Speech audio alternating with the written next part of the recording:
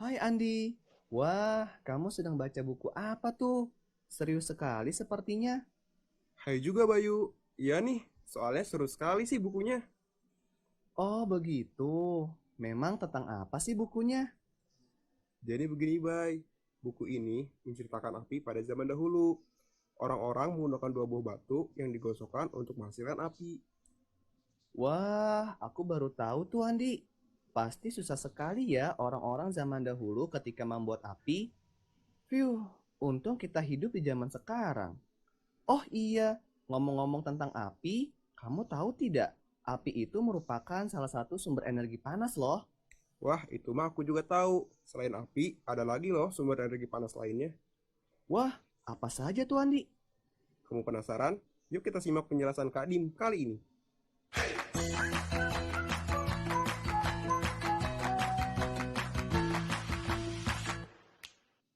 Halo adik-adik, wah bertemu kembali ya dengan Kadim. Adik-adik, sebelumnya kita telah mendengar percakapan antara Andi dan Bayu ya. Mereka sedang membicarakan tentang api. Api merupakan salah satu sumber energi panas ya adik-adik. Pada zaman dahulu, orang-orang mendapatkan api dengan cara menggosok-gosokkan dua buah batu kering.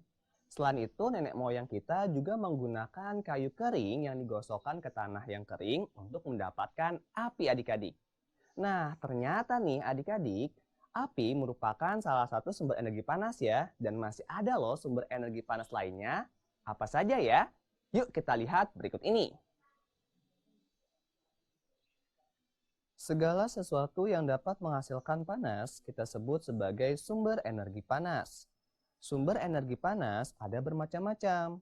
Beberapa di antaranya adalah sebagai berikut.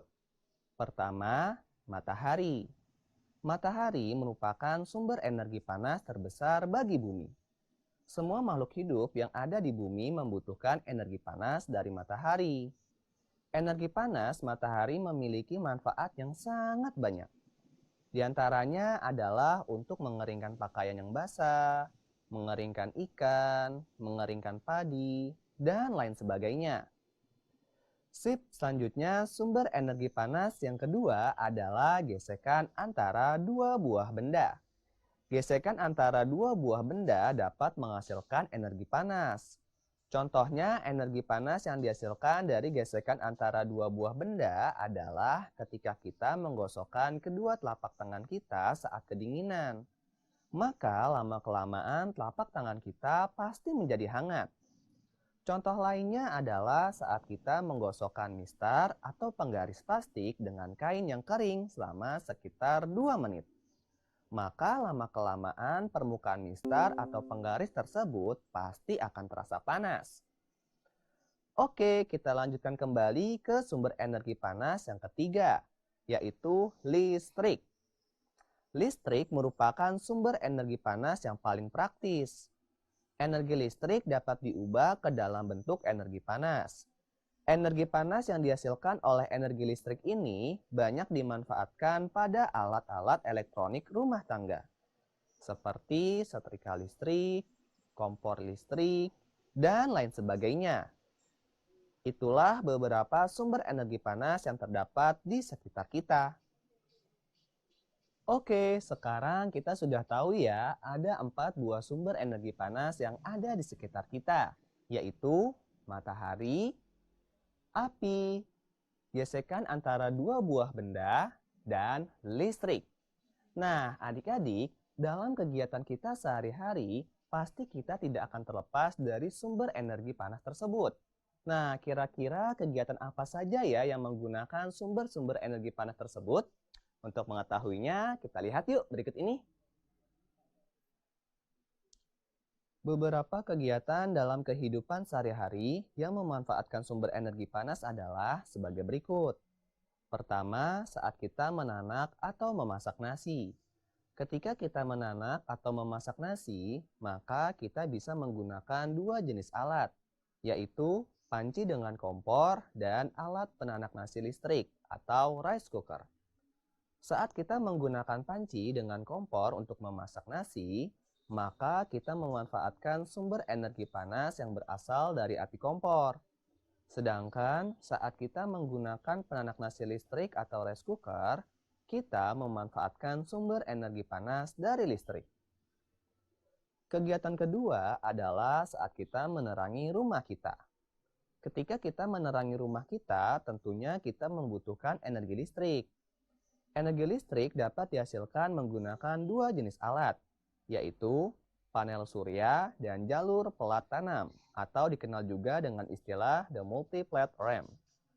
Saat kita menggunakan panel surya untuk menghasilkan energi listrik, maka kita memanfaatkan sumber energi panas yang berasal dari sinar matahari. Sedangkan saat kita menggunakan jalur pelat tanam atau the multi-plate ramp untuk menghasilkan energi listrik, maka kita memanfaatkan sumber energi panas yang berasal dari gesekan dua buah benda. Nah, kegiatan yang ketiga adalah saat kita mengeringkan pakaian. Ketika mengeringkan pakaian, kita bisa melakukannya secara tradisional, yaitu dengan menjemurnya, atau bisa juga kita melakukannya secara modern, yaitu dengan menggunakan alat seperti alat pengering pada mesin cuci. Saat kita mengeringkan pakaian dengan cara dijemur, maka kita memanfaatkan sumber energi panas yang berasal dari matahari. Sedangkan saat kita mengeringkan pakaian dengan alat pengering pada mesin cuci, maka kita memanfaatkan sumber energi panas yang berasal dari listrik. Nah, itulah beberapa kegiatan dalam kehidupan sehari-hari yang memanfaatkan sumber energi panas.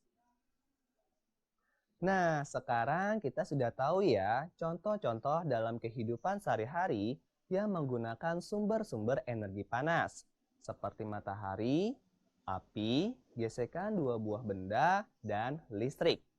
Oke adik-adik, tentunya masih banyak ya kegiatan-kegiatan lain yang memanfaatkan sumber energi panas. Sekarang coba kalian amati lingkungan di sekitar kalian dan temukan kegiatannya. Oke, tetap semangat ya belajarnya dan kita akan bertemu kembali pada video-video selanjutnya. Sampai jumpa!